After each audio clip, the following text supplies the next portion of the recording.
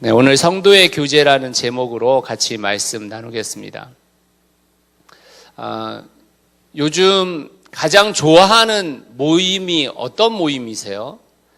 사실 코로나19로 인해서 많은 모임을 할 수 없는 시기이지만 그래도 그 사람들 되게 보고 싶다, 되게 기다려진다, 그 모임 언제 하지? 이런 모임 혹시 있으세요? 아예 없으세요? 모임이라고 아예 그런 모임 없으면 좋겠다 이런 생각이 드시나요? 교회로 모여지는 성도의 교제도 그중 하나이기를 빕니다. 기다려지는 모임, 다시 만났으면 좋겠다, 자주자주 만날 수 있으면 좋겠다, 이런 모임이 교회 모임이기를 바랍니다.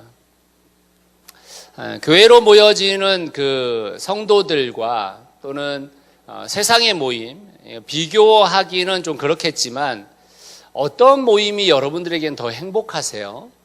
어떤 모임이 더 소중하게 느껴지시나요? 성도의 교제, 그리고 또 세상 안에서의 교제, 그 교제 가운데 어떤 교제가 더 여러분들에게는 소중하게 느껴지시는지, 어쩌면 교회로 모여지는 모임보다 더 좋은 모임이라고 생각하는 모임도 있을 수 있다고 생각합니다. 특별히 교회로 모여서는 할 수 없는 일들을 한다면 또 금상첨화겠죠. 제가 여기서 말하는 교회로 모여진다라는 것은 성도의 교제를 말하는 거예요.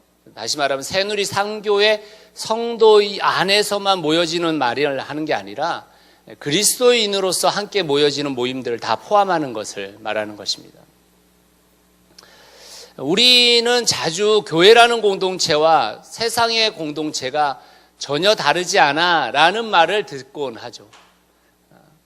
그리스도인들도 많은 경우 교회 공동체와 세상의 다른 공동체의 차이를 거의 인지하지 못하고 살아갑니다. 오히려 교회 공동체의 모임보다 세상의 모임에 시간과 노력을 들이면 더 얻을 것이 있다고 생각하기도 하잖아요. 제가 생각해도 교회 모임에 들이는 시간과 물질을 만약에 우리가 다른 모임에 쏟으면 많은 인맥을 얻을 수 있을 것 같아요. 그리고 또 많은 이득도 얻을 수 있을 것 같아요. 실제로 저에게 그렇게 말하고 교회를 떠난 청년도 있거든요. 여러분은 이런 청년들과 세상의 사람들에게 교회 공동체 모임은 무엇이 다르다고 이야기해 주실 수 있으실까요? 별 차이가 없다고 이야기하실, 별 차이 없어, 똑같아, 이렇게 얘기하실 수 있으신가요? 제가 생각할 때 성도의 교제는 좋은 것 먹으러 몰려다니는 먹방 모임은 아니잖아요. 그리고 좋은 분위기 있는 커피숍 찾아다니는, 요새 분방이라고 하더라고요. 분위기 모임 이렇게 얘기한다고요. 그런 모임도 아니잖아요. 또 성도의 교제가 인사하고 안부 묻고 어려운 점을 나누는 모임 정도는 아닐 거예요. 성도의 교제라는 것은 본래 더 깊은 의미가 있겠죠. 있어야 하죠. 왜냐하면 그게 성도의 교제라면 분명히 하나님께서 이야기하시는 특별한 교제가 있어야 하는 것이기 때문입니다. 저는 오늘 여러분들과 함께 성도의 교제에는 어떤 특별함이 있는가를 좀 여러분들과 살펴보려고 해요. 그 특별함이 여러분들에게 진정 필요한 것인지도 한번 생각해 보셨으면 좋을 것 같습니다. 성도의 교제의 특별함이라는 것은 세 가지 오늘 제가 여러분들과 나눌 건데요. 먼저 데살로니가전서 3장 5절 말씀입니다. 같이 한번 읽어볼까요? 시작. 그러므로 내가 참다 못하여 여러분의 믿음을 알아보려고 글을 보냈습니다. 그것은 유혹하는 자가 여러분을 유혹하여 우리의 수고를 헛되게 하지 못하게 하려는 것이었습니다.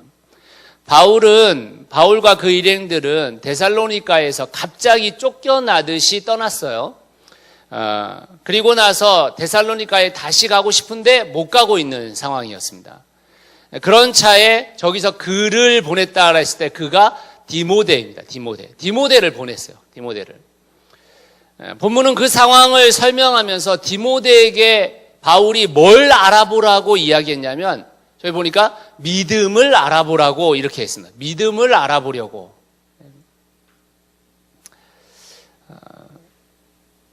왜냐하면 데살로니가 교회에 유혹하는 자들이 있다라는 거예요. 다시 말하면 유혹하는 자들은 진리를 왜곡하는 자들을 말하는 것이죠. 다시 말해 데살로니가 교회 성도들이 진리 안에 바로 서 있는지를 디모데에게 알아보게 한 것입니다. 성도의 교제의 특별함은 그 교제를 통해서 서로가 진리 안에 바로 서 있는지를 살피는 거예요. 성도가 진리 안에 바로 서 있는지를 살피는 게 성도의 교제입니다. 또 하나가 있어요. 데살로니가전서 3장 6절 상반절에 보면 이렇게 되어 있습니다. 같이 한번 읽어볼까요? 시작. 그런데 지금 디모데가 여러분에게서 우리에게로 돌아와서 여러분의 믿음과 사랑의 기쁜 소식을 전하여 주었습니다. 디모데는 바울에게 데살로니가 교회 성도들의 믿음과 성도의 기쁜 소식, 사랑의 기쁜 소식을 전하여 줬다라고 말하고 있습니다. 데살로니가 성도들의 교제를 통해서 그들이 단지 이론적으로만 믿고 있는 것이 아니라 그 믿음의 삶을 살고 있는 사랑까지 보고했다라는 얘기예요. 성도의 교제에는 그 진리를 사랑으로 살아내고 있는 삶까지 나누어지고 있는 것이죠. 성도의 교제의 특별함은 거기에 있는 것입니다. 우리가 서로 진리에 굳게 서서 진리의 말씀을 사랑으로 살아내고 있는지를 살피는 모임이 바로 성도의 교제인 것입니다. 이것은 몰래 살핀다라는 의미가 아니에요. 말씀 위에 굳게 서도록 서로를 격려한다라는 말입니다. 참된 교제라면 서로의 믿음의 삶에 관심을 갖게 된다는 말이에요. 저는 성도의 교제가 아까도 말씀드렸지만 그냥 인사 나누고 안부 묻고 또 서로 어려운 점 이야기하고 내가 기도할게 하고 끝나는 모임이 아니고 우리가 믿고 있는 그 진리를 정말 살아내고 있는지 서로가 서로를 돕고 격려하는 모임이 성도의 교제인 것입니다. 그렇기 때문에 세상의 다른 모임과는 다른 거예요. 이번 주보다 다음 주에 더 그런 삶을 살 수 있도록 서로를 격려하는 교제이기 때문에 세상의 교제와는 다르다라는 것입니다. 그런 성도의 교제가 이루어질 때 바울이 어떤 고백을 하는지 한번 보세요. 데살로니가전서 3장 8절 말씀입니다. 같이 한번 읽어봅시다. 시작. 여러분이 주님 안에 굳게 서 있으면 이제 우리가 살아있는 셈이기 때문입니다.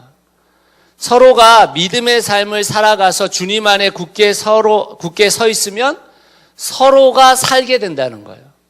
성도의 교제 속에 서로가 믿음과 사랑에 관심을 갖지 않으면 그 교제는 사람을 살릴 수가 없는 것입니다.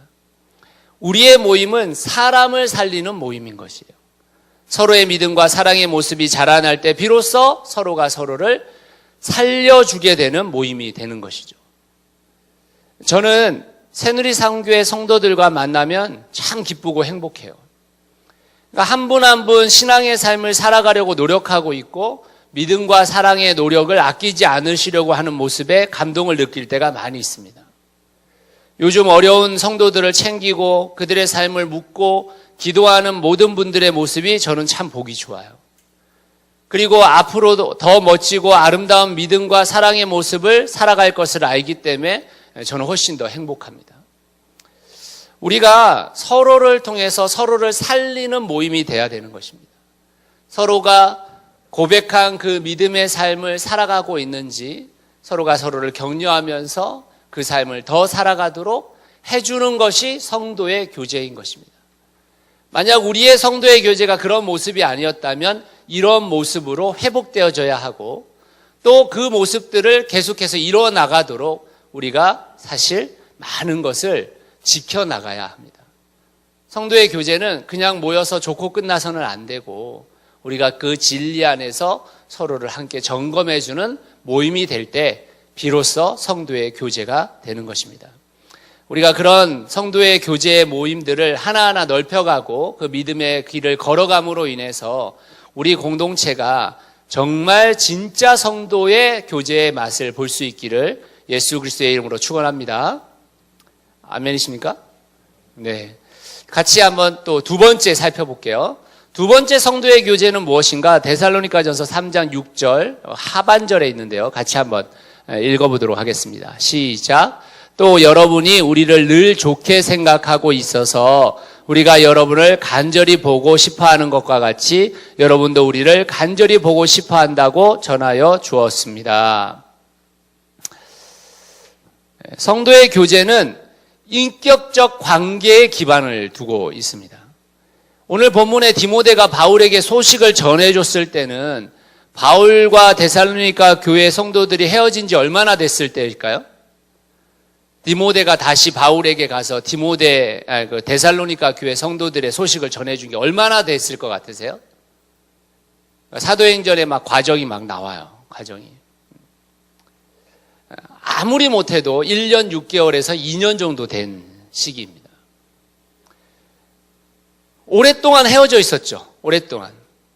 그런데도 불구하고 짧은 만남을 만나고 나서 그리고 헤어졌는데도 불구하고 그 소통이 이루어지지 않는 그 시간 동안 아마 어떤 사람들이면 여러 가지 소문이 돌기도 하고 좋지 않은 비난이 오갈 수도 있는데 바울과 데살로니가 성도들이 서로를 너무 보고 싶어 했다는 거예요.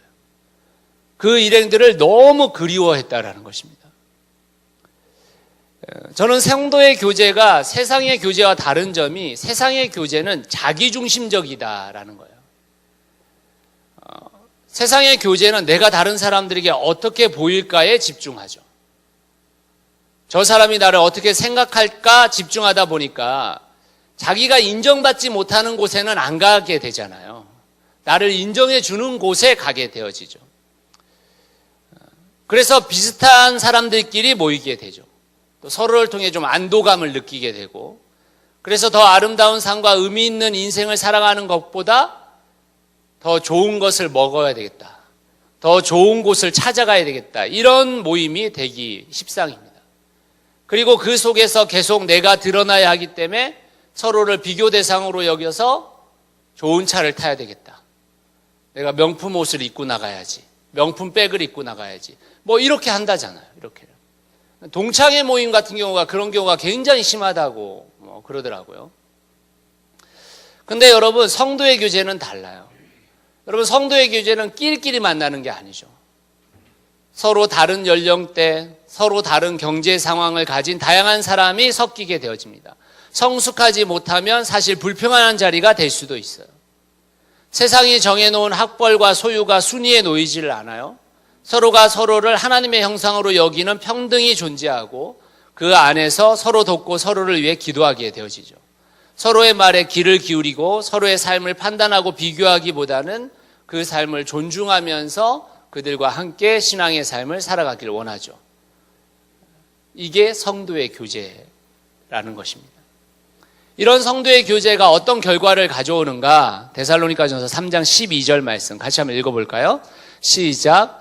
또 우리가 여러분을 사랑하는 것과 같이 주님께서 여러분끼리 서로 나누는 사랑과 모든 사람에게 베푸는 여러분의 사랑을 풍성하게 하고 넘치게 해주시기를 빕니다. 바울과 그 일행들이 준 사랑의 수고가 데살로니가 성도들 간에 서로 사랑을 하게 만들었어요. 근데 그 사랑이 거기서 끝나는 게 아니고 모든 사람에게 베푸는 사랑으로 풍성하고 넘치게 되어진다라고 말해주고 있습니다. 저는 성도의 교제가 큰 힘이 있다고 생각해요. 제가 생각할 때 지금 한국교회에 있어서 가장 좋은 전도의 방법은 성도의 교제예요. 진정한 성도의 교제가 이루어지는 곳에 누군가가 함께하고 싶어 하게 되거든요. 저는 새누리상교회가 다양한 세대가 다양한 교제를 통해서 개인의 지경이 넓어지기를 원해요. 서로를 사랑하고 용납하고 있는 것이 너무너무 좋아요. 저는 저희 교회에 40대 중반에서 50대에 계신 이런 분들이 이제 자녀들을 대부분 좀 키운 그런 식구들이 실제로 자녀들을 너무 이뻐해 주는 게 저는 너무너무 감사해요. 그럴 수 있잖아요. 아이들을 너무 이렇게 우리가 힘들게 키웠기 때문에 저 어린애들 힘들다 힘들어 이렇게 하고 피할 수도 있잖아요. 그런데 부모님들이 그 아이들을 사랑해주고 아껴주고, 그리고 또 그 아이들을 키우고 있는 부모들이 힘들다는 것을 인정해주고, 이게 너무너무 감사해요. 너무너무. 근데 이게 여러분 우리 안에서 끝나지는 게 아니고 이게 더 넓어져야 돼요. 저는 요즘 그런 생각 많이 해요. 한국 교회에 결혼을 하지 않고 지금 살아가고 있는 좀 나이가 먹어가는 청년들이 있잖아요. 그런 청년들을 위해서 교회가 어떤 형식으로 존재해야 될까, 이걸 많이 고민하고 있어요. 그런 분들이 많아지고 있잖아요. 그렇죠? 네, 우리 한국 교회는 결혼하지 않는 것을 꼭 제약처럼 여기거든요. 여러분, 그렇지 않습니다. 성경은 그렇게 말하지 않아요. 결혼하는 것이 좋다고 이야기하지만 독신으로 하나님의 영광을 위해서 사는 것에 대해서 굉장히 옹호하고 있는 게 한국교회죠. 실제로, 한국교회가 아니라 성경이죠. 여러분, 실제로 그 시대를 생각해 보세요. 과거의 고대사회에서는 결혼하지 않는 것은 완전히 정말 엄청나게 불이익을 당할 수밖에 없는 상황이거든요. 그런데도 불구하고 바울이 그런 말을 했는데, 지금의 한국적 상황에서 결혼하지 않는 것을 무슨 죄악처럼, 그리고 우리 나이 드신 결혼하신 성도님들이 왜 결혼 안 해? 이렇게 말하는 게 굉장히 큰 폭력이라는 것을 잘 알지 못하시는 것 같아요. 지금은 굉장히 큰 폭력입니다, 그것이. 그래서 그런 분들을 어떻게 한국 교회가 생각하고 저희 교회가 그런 분들과 어떻게 함께 동행하고 그분들이 신앙생활을 마음껏 펼치도록 어떻게 할 것인가, 이런 고민들이 많이 있어요. 그런 지경이 더 넓어져야 된다는 거예요. 저는 우리 교회가 그런 지경을 넓히는데 아주 좋은 모델들을 보여줄 수 있을 거라고 저는 생각해요. 우리가 우리 서로를 하나님의 형상으로 대하는 것처럼 이제 이 성도의 교제가 넘어서서 다른 사람들을 하나님의 형상으로 여기고 그들을 품는 그런 성도의 교제가 될 수 있다면 그것이 얼마나 아름답고 얼마나 훌륭한 공동체로 성장할 수 있겠습니까? 저는 그 사랑의 풍성함이 저와 여러분들을 더 깊은 사랑의 관계로 이끌 것을 믿고 있어요. 그리고 그것이 넘쳐 흐를 거라고 믿어요. 비록 우리는 여력이 없고 부족해 보이지만 주님께서 우리와 함께 하시니까 그 사랑이 풍성해지고 우리 안에서 그 풍성함을 누리는데 그게 넘쳐서 다른 사람들에게까지 흘러가는 그런 훌륭한 성도의 교제가 새누리 상교의 모든 성도들 가운데 이루어지기를 예수 그리스도의 이름으로 축원합니다. 세 번째로 데살로니가 3장 9절 말씀을 함께 한번 읽어보겠습니다.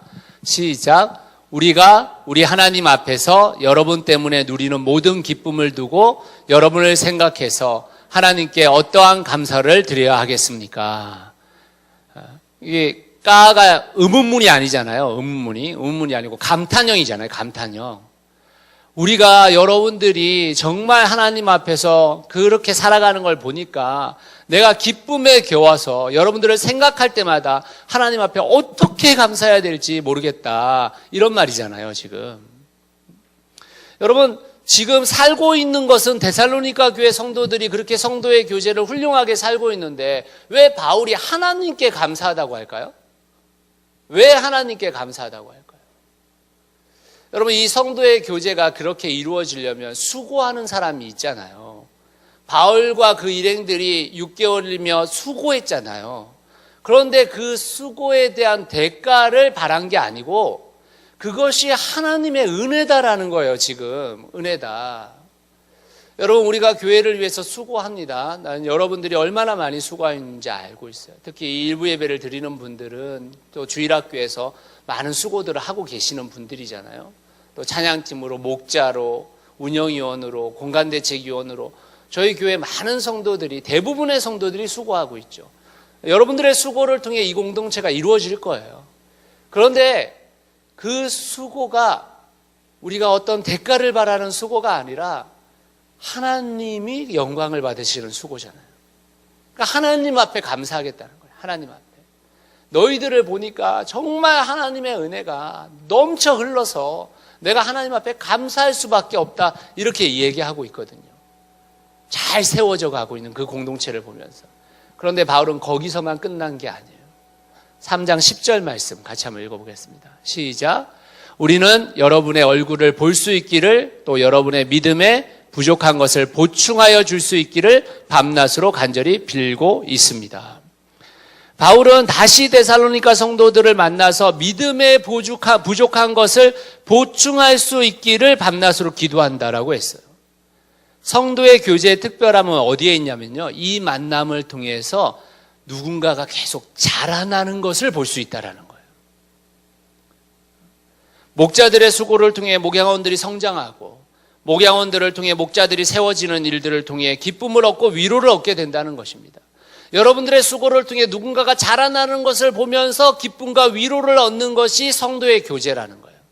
그래서 우리가 잠깐 만나지는 것으로 끝나지는 게 아니라, 오늘 1시간 만나고 2시간 만나고 예배드리고 끝나는 게 아니라, 나를 통해 누군가가 성장하고 있으면, 나를 통해 누군가가 도움을 얻고 그 도움을 통해서 예수 그리스도를 믿는 그 믿음이 자라나고 있는 그 환경을 보게 되어지는 것이죠. 처음에는 믿음과 사랑 그리고 주 안에서 굳게 세워지는 것에 관심을 갖다가 결국 공동체로서의 교회가 믿음과 그 사랑을 만들어낼 수 있는 구조를 만들어가고 있는 그 데살로니가 교회를 보면서 바울은 하나님 앞에 감사하고 있는 거죠. 그런데 우리가 언제까지 그러면 그 수고를 다해야 되는 것인가? 또 언제까지 자라나야 될 것인가? 데살로니가 3장 13절은 우리에게 이렇게 이야기하고 있습니다. 같이 한번 읽어보시죠. 시작. 그래서 주님께서 여러분의 마음을 굳세게 하셔서 우리 주 예수께서 자기의 모든 성도들과 함께 오실 때 하나님 우리 아버지 앞에서 거룩함에 흠잡힐 때가 없게 해주시기를 빕니다. 우리가 하나님 아버지 앞에 설 때 흠잡힐 때가 없을 때까지 서로 세워주고 자라가야 된다고 이야기하고 있습니다. 성도의 교제를 통해 이루어야 할 궁극적 목표가 주님 다시 오실 때 흠결 없이 서 있는 것이라면, 그런 종말론적 소망을 갖고 있는 것이라면 지금 우리의 사역과 삶 자체가 얼마나 달라질지 한번 생각해 보세요. 여러분, 우리의 목표가 주님 다시 만날 날에 흠 없는 존재로 그 앞에 서는 것이 목표라면 지금 우리의 삶의 형태가 얼마나 바뀔 수 있을지 한번 생각해 보세요. 여러분의 목표 설정이 거기에 가 있다면 어떻게 될까요? 우리 공동체의 목표 설정이 거기에 가 있다면 어떻게 될까요? 여러분, 정말 이 한국교회가 주님이 다시 오실 때 흠결 없는 존재로 하나님 앞에 서는 것이 목표라면 예배당 크게 짓는 걸 목표로 삼겠어요? 숫자 많아지는 것에 목표를 삼겠어요? 어디에 목표를 삼겠습니까? 우리가 성숙한 그리스도인으로 살아가는 거, 그리고 우리가 함께 더불어 살아가는 그 구조를 만드는 거, 그리고 하나님의 나라가 이 땅 가운데 임하는 그 정의와 공평이 우리 가운데 흘러 넘치게 만드는 거, 거기에 관심을 갖지 않겠습니까? 그러니까 우리가 어떤 목표를 설정하느냐에 따라서 우리의 구조가 달라지는 거예요. 사실은 우리가 어떻게 존재하는지가 달라지는 거예요. 우리의 목표가 달라졌기 때문에. 저는 새누리상교의 모든 성도들이 정말 주님 앞에 설 그날을 생각하면서 흠결 없는 존재로 하나님 앞에 설 것이 목표가 되어지기를 바라요. 그 목표가 되어진 사람들이 우리가 함께 되어진다면 우리가 얼마나 많은 기대감을 가지고 이 땅을 살아갈 수 있겠어요. 주님 앞에 서는 것이 두려운 일이기도 하지만 굉장히 기대되는 일이 되지 않겠습니까? 우리가 살아낸 그 삶을 통해서 하나님 앞에 섰을 때 하나님께서 우리에게 어떤 선물을 주실까? 하나님께서 우리를 어떻게 맞이해 주실까? 여러분, 그게 얼마나 기대되는 일이겠어요. 저는 새누리상교회에 그런 잠재력이 분명히 있다고 생각해요. 진짜 성도의 교제가 뭔지, 진짜 교회가 무엇인지를 들려주고 보여주고 맛보게 해줄 수 있는 그 마음들이 우리 안에 숨어 있기 때문이에요. 저는 여러분 안에 그 꿈틀거리는 그 숨어 있는 마음들이 보여요.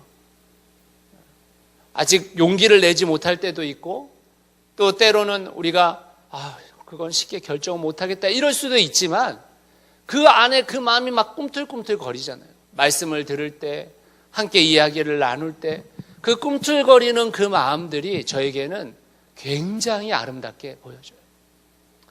언젠가 그 꿈틀거리는 그 마음들이 우리 밖으로 나와서 그것이 이루어지게 될 때 얼마나 참된 기쁨을 누릴 수 있겠어요.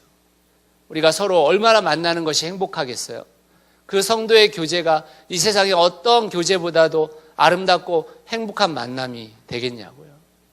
여러분 한번 생각해 보시죠. 내가 신앙을 가지고 교회에 가는데 성도들 만나는 게 짜증나. 싫어. 저 목사 좀 안 봤으면 좋겠어. 여러분 그래봐요. 그 주님 앞에 예배 드리는 것도 예배도 안 드려질 거야 아마. 그렇지 않겠습니까? 저는 우리가 진짜 성도의 교제를 맛볼 수 있으면 좋을 것 같아요. 오늘 이 데살로니가 전서에 나오고 있는 그 바울과 그 일행들, 그리고 데살로니가 성도들의 그 그리스도인들의 모임이 갖고 있는 그 특별함이 저와 여러분 사이에 언제나 넘쳐 있기를, 또 주님 오실 그날까지 그 모임들이 계속 지속되어지기를 예수 그리스도의 이름으로 축원합니다. 말씀의 결론을 좀 내리겠습니다. 이원규 씨의 책 중에 지리산 편지라는 책이 있어요. 그 지리산 편지라는 책에 보면 이 세상에 가장 완벽하고 섬세한 만병통치 요법이 있다고 이야기해요. 혹시 뭔지 아십니까? 이 세상에서 가장 완벽하고 섬세한 만병통치 요법. 이걸 소위 이용규 씨가 표현하기에는 메스를 사용하지 않는 내장 수술 이렇게 얘기했어요. 뭔지 아세요? 예? 웃음도 그럴 수 있겠네요. 네. 좀 더 심각한 겁니다. 뭘 것 같으세요? 막 초등부는 이렇게 문제 내고 나서 맞추면 뭐 싸주고 막 그러던데. 네. 어떻게 베스킨라빈스라도 싸드릴까요? 뭘 것 같으세요, 여러분? 사랑? 네. 그거보다 좀 더 심각해요. 죽음? 야, 수술을 해서 살려고 하는데 죽으면 어떡해. 미안하다, 한서야. 그런 마음이야, 지금? 단식입니다, 단식. 단식이래요, 단식. 어쩌면 우리의 욕망이 가장 심하게 표출되는 것이 먹는 거잖아요. 먹는 거. 그래서 그 먹는 것이 우리의 건강을 좌우하니까 단식의 시간을 통해서 우리의 먹거리를 점검하고 먹지 말아야 할 것들을 걸러내게 된다면 그 단식이 끝나고 나서도 아마 건강한 삶을 계속 유지할 수 있을 거예요. 그런 의미에서 단식을 메스가 필요 없는 내장 수술이다 이렇게 이야기한대요. 저는 이 글을 읽으면서 그런 생각을 했어요. 우리의 만남에도 단식이 필요하다. 이런 생각을 했습니다. 어쩌면 코로나19가 우리의 만남에 단식을 가져오고 있는지도 몰라요. 만날 수 없는 시간들을 우리에게 만들어주고 있죠. 저는 이 만남의 단식의 기간을 통해서 우리의 만남들도 점검해 볼 필요가 있다고 생각해요. 그 만남 중에서 어떤 만남을 지속할 것인지를 생각해 볼 필요가 있다는 것입니다. 의미 있는 삶을 위한 만남, 또 깊이 있는 교제를 통해 평생을 지켜가야 할 만남은 무엇일까 고민해 보셨으면 좋겠다 이런 생각이 들어요. 저는 참된 만남이란 무엇일까를 생각해 보면 이 세상에 우리 모두 다가 불완전한 인생들이니까, 우리가 전부 완전한 인간이 아니니까, 우리는 참 연약하고 부족한 인생들이니까 누군가 완전하신 분이 그 중심을 잡아주는 만남이 있으면 좋겠다 이런 생각이 들어요. 그것이 진리를 바탕으로 둔 만남이겠죠. 저는 그 만남, 불필요한 만남들을 걸러내고 더 자주 더 깊게 만나야 할 만남이 무엇일까? 저는 그것이 성도의 교제라고 생각합니다. 새누리상교회 성도 여러분, 진정한 성도의 교제를 해 나가십시오. 그 교제 속에서 더 넓어지고 더 깊어지십시오. 그 성도의 교제가 여러분을 살려낼 것입니다. 성도의 교제가 여러분을 세워줄 거예요. 저는 여러분과 함께 교제하고 싶고 더 깊게 교제하고 싶습니다. 그래서 우리의 교제를 통해 세상의 사람들에게 이 교제의 참된 맛을 들려주고 보여주고 싶습니다. 우리 함께 성도의 교제를 이뤄갑시다. 진정한 성도의 교제를 향해서 우리가 서로 만날 때마다 그 지향점을 가지고 진짜 성도의 교제를 만들어 가시는 여러분 되시기를 예수 그리스도의 이름으로 축원합니다. 우리 같이 한번 기도하겠습니다.